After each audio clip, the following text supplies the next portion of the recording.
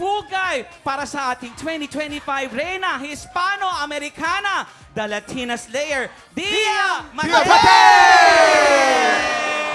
Tia, ang ganda-ganda mo, ha? Thank you po. You're so beautiful. And welcome to TikTok Lock. Mag-enjoy Yes, ka dito, yes. ha?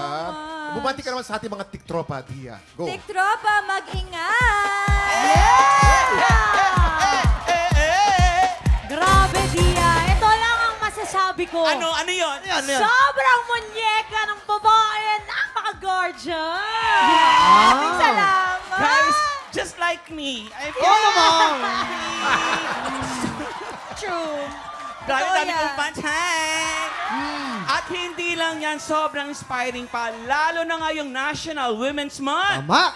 Itaniyo mo ang bandera ng mga Pilipina and congratulations muli sa'yo, Dia. Pero, curious lang ako, ano ang pakiramdam pag tinatawag ka nilang The Latina Slayer. Slayer. Oh, bakit? Paano? Honestly, hindi ko naniwala sa umpisa na Latina Slayer na ako. I guess kasi when I think of Latina Slayer, I think of Winwin Marquez. I think of Ariela Rida and all of the beautiful beauty queens that have done so well internationally. So to become one has become such an honor, and to hold that title, it's like malaking responsibilidad. Tsaka pinanood kita, bumilib ako kasi ang galing mo magsalita ng Espanyol. Hola!